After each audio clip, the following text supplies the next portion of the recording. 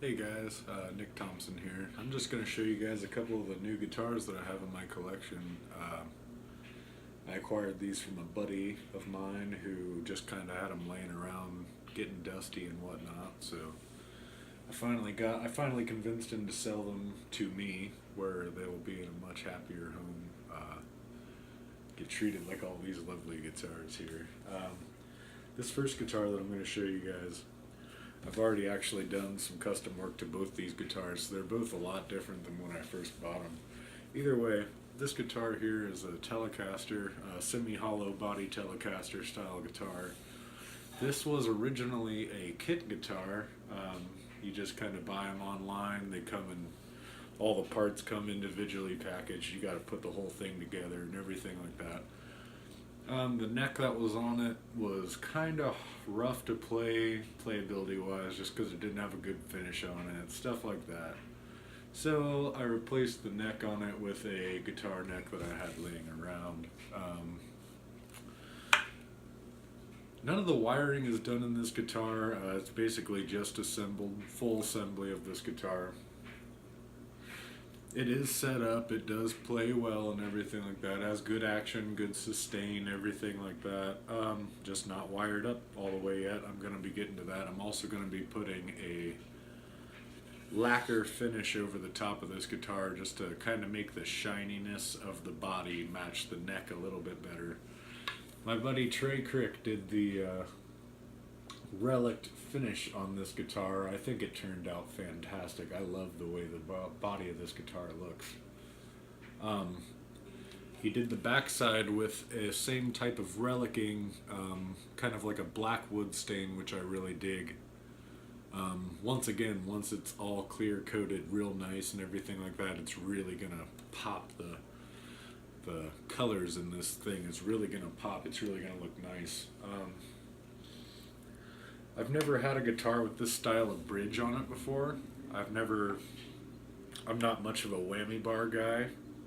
I've always appreciated the style of bridge, so I got this guitar with the knowledge that I was kind of excited about this bridge. The neck pocket here, hold on. The neck pocket here, I had to do some pretty wicked adjustments to this neck to make it fit this body properly. It's not professionally done by any means. I am not a luthier. I am just a guy that plays and also likes to kind of have a guitar chop shop, if you will. It's not the best neck to body combination in the world, but it does work, it does play well, and everything like that. These tuners that are on here are really nice tuners. These are Fender locking tuners. I don't know if you can see that on there. These basically screw on and off to loosen the fronts of these. Basically all you have to do is load the string through the hole on the tuning mechanism.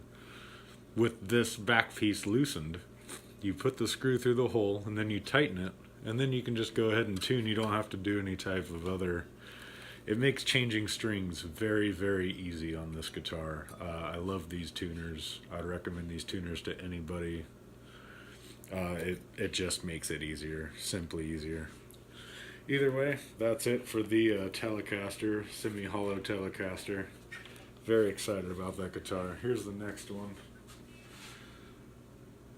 This next guitar is, when I got it, it was just a black Squier Stratocaster, nothing special, but it had a white pickguard on it, just the most run-of-the-mill Stratocaster you could imagine, the stereotypical one. I've always had the dream of making a parts caster, kind of a Frankencaster, if you will. And I've always loved Jazzmaster guitars, and so I kind of took my love for Jazzmasters and my Frankencasters and merged them and made this guitar here. It's not totally finished. I basically just have the pickups mounted into the pickguard on the body, etc. This guitar is fully wired, so all I have to do is finish putting this bridge situation on. I do have a Jazzmaster bridge for it. It's not totally installed yet or anything. I still have to do some more Dremel work, and my Dremel is charging. But once I get this bridge on, I can load the strings through the back of this bridge piece. The strings go loaded in right here, and they come out this way. You can see the holes there. It's going to go in here.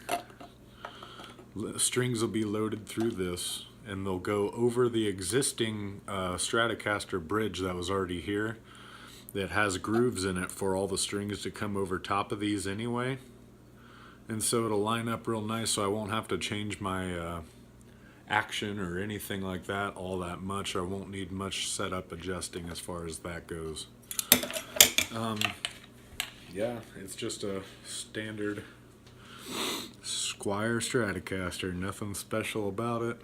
I believe might be from the early 2000s sometime. I guess that'd be kind of special. A lot of the Squier Strats don't usually make it because they're given to beginner guitar players, and they don't usually take too well care of them. So kind of cool that this one's in good enough shape. I do have to adjust something inside here. It hums when I don't hold the strings, so that's something I got to work on too, but in due time.